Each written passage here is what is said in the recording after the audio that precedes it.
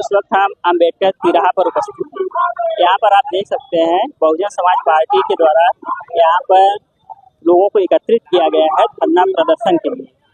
आपको पता होगा कि अमित शाह जी के द्वारा संसद में बाबा भीमराव अम्बेडकर के प्रति जो अभद्र टिप्पणी की गई थी उसी के लिए माफ़ी मंगवाने के लिए यहाँ पर लोग उपस्थित हुए हैं और अपना विरोध प्रदर्शन कर रहे हैं कि किस तरह से अमित शाह, जो गृह मंत्री अमित शाह हैं, उन्होंने अपनी भाषा में डॉक्टर भीमराव अम्बेडकर को अभद्र टिप्पणी करके उन्हें अपमानित किया है, ऐसा लोगों का कहना है। तो आप देख सकते हैं कि यहाँ पर बहुत लोग उपस्थित हुए हैं और यहाँ काफ़ी मात्रा में लोग विरोध प्रदर्शन कर रहे हैं। नाम कमलेश कुमार गौतम है। मैं संस्कारकर्ता बौद्ध धर्म का जिला अध्यक्ष जनपद जौनपुर हूँ।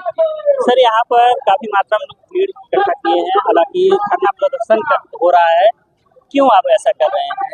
ये अमित शाह जी ने मेरे भगवान को जो उल्टी सीधी पार्लियामेंट में बोला है, ये हम बर्दाश्त करने वाले लोग नहीं हैं। ये हमें अच्छा नहीं लगता। जो हमारे भगवान को कुछ कहेगा हम कतई बर्दाश्त नहीं करेंगे और संविधान के दायरे में रहकर ऐसे तड़ीवार का पुरजोर विरोध करते हैं, उसको सदन में रहने का कोई हक नहीं है। वो अनपढ़ है, गंवार है, जाहिल है, बाबा साहेब के तलवे का तिनका भी नहीं है। जो बाबा साहब 32 डिग्री की, इसके पास 12 नहीं है। जो के बाद देश के गृह मंत्री हैं, आप गृह मंत्री के बारे में ऐसा कह रहे हैं, तो वो गृह मंत्री है, तड़ीपार है, तड़ीपार। ऐसे लोगों को चुनाव को तुरंत हटाना चाहिए। ऐसे लोगों को गृह मंत्री बनने का कोई अधिकार नहीं है। संविधान पढ़े। चुनाव आयोग को भी मैं काउंटर करना चाहता हूँ। चुनाव आयोग भी मिला हुआ है, निकम्मा है चुनाव आयोग जो ऐसे लोगों को गृह मंत्री पद पर। लगातार बीजेपी जीतती हुई जा रही है, तो उनके काम को लेकर आप क्या सोचते हैं? अगर बीजेपी में इतना दम है तो ईवीएम हटा के देख ले। आपके कहने का मतलब है कि उनके जीत का पूरा श्रेय ईवीएम हो जाता है? जी बिल्कुल, श्रेय नहीं, उनके लोग सेटअप हैं। आए दिन ईवीएम पकड़ी जा रही है। आए दिन जहां 325 वोट है वहां 600 काउंटिंग की जा रही है। कैसी गड़बड़ी हो रही है? ये कंप्यूटर मैनिपुलेट किया जा सकता है। जो बनाने वाले लोगों ने, विश्व स्तर के लोगों ने, अमेरिका, जर्मनी, रसिया जैसे देश के लोगों ने ईवीएम को नकारा। अभी आप क्या चाहते हैं, अमित शाह जी इस्तीफा दे या फिर माफी मांगे? माफी मांगे और इस्तीफा दे। इसे माफी मांगने से हम लोग माफ करने वाले नहीं है। हम बीएसपी के लोग हैं, हम बाबा साहब की संतान है। बाबा साहब का मान हम नहीं सह सकते। हम गला कटा सकते हैं और जरूरत पड़ी तो संवैधानिक दायरे में रहकर उनका हम मुंह तोड़ जवाब देंगे, मुंह तोड़ जवाब देंगे। उनको भगवान मानना है मांगे, उनको स्वर्ग मानना है माने। वो अपना स्वर्ग, नरक, भगवान, ईश्वर लेकर चटनी अचार बनाए। मेरा उनसे कोई लेना देना नहीं है। हमारा भगवान सिर्फ डॉक्टर बाबा साहब अम्बेडकर है। हम पढ़े लिखे हैं तो डॉक्टर बाबा साहब अम्बेडकर की बदौलत हमें सारा हक मिला। भैया मैं ये कहता हूँ कि जब हम लोग बाबा साहब हम लोग उनके भगवान को कोई आपत्ति नहीं करते, हम लोग नहीं बोलते हैं, तो वो कौन होता है हम हमारे परम पूज्य बाबा साहब डॉक्टर BR अम्बेडकर जी को बोलना? और मैं ये बोलता हूँ कि जो पढ़ा लिखा नहीं है वही परम पूज्य बाबा साहब डॉक्टर BR अम्बेडकर जी का अपमान करेगा, अशब्द बातें बोलेगा। जैसे मुंह ऊपर कह के थूकना, यानी कि थूक अपने ऊपर गिरना, ठीक है? आपके कहने का मतलब है कि अमित शाह जी अनपढ़ हैं?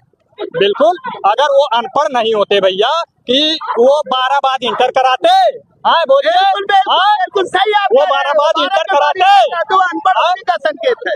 बीजेपी लगातार जीत रही है, क्या लगता है आपको इसका प्रभाव ऊपर क्यों नहीं रहा है? अगर अनपढ़ है अमित शाह या मोदी जी अनपढ़ है, इसका प्रभाव लोगों पर पड़ क्यों नहीं रहा है? लोग बीजेपी को वोट क्यों दे रहे हैं? भैया आप बोले कि बीजेपी हर वर्ष जीत रही है, हर 5 साल के बाद। हाँ, ईवीएम एक बार हटा दे, उसको औकात पता चल जाएगा।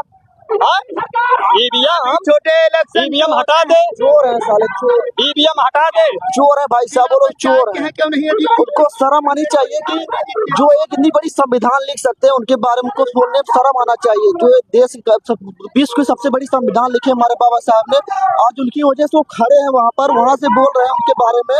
उनको सबसे बड़ी शर्म वहीं मर जाना चाहिए ऐसे लोगों को, क्योंकि बाबा साहब ने विश्व की इतनी बड़ी संविधान लिख डाला। और जो अगर अनपढ़ होते तो उनके पास 32 डिग्रियां थी। अगर कोई माइक के लालो 32 डिग्री प्राप्त कर सके, अमित शाह तो इंटर 7 पास भी नहीं है। तो ऐसी बात बोल रहे उनको शर्म आना चाहिए। और वो हमारे भगवान जिस सदन में बैठे हैं वो बाबा साहब की ही देन है। आज जो बैठे हैं वहाँ पर तो बाबा साहब की द्वारा बनाया गया कानून है। आज हम लोग यहाँ पर आए हुए हैं तो एक बाबा साहब की प्रति यहाँ मतलब कि आज हमें कोई बोल नहीं रहा तो बाबा साहब कानून बनाया हुआ कानून की वजह से नहीं बोल रहा है। एक गंभीर सवाल है मेरे मन में, कई दिनों से इस बात को लेकर के धरना प्रदर्शन हो रहा है कि अमित शाह जी ने ऐसा कहा वैसा कहा, जो भी टिप्पणी की है। कई संगठन हैं और लगातार विरोध प्रदर्शन कर रहे हैं। ऐसा नहीं हो सकता कि सारे संगठन एक बार में विरोध प्रदर्शन करें, क्योंकि जौनपुर जिला एक व्यस्त जिला है, आप सभी को पता है। और ऐसे में हर दिन या हर रोज किसी न किसी संगठन के द्वारा धरना प्रदर्शन किया जा रहा है, तो जो व्यवस्था है वो कहीं ना कहीं बाधित हो रही है। इसके बारे में आप क्या कहेंगे?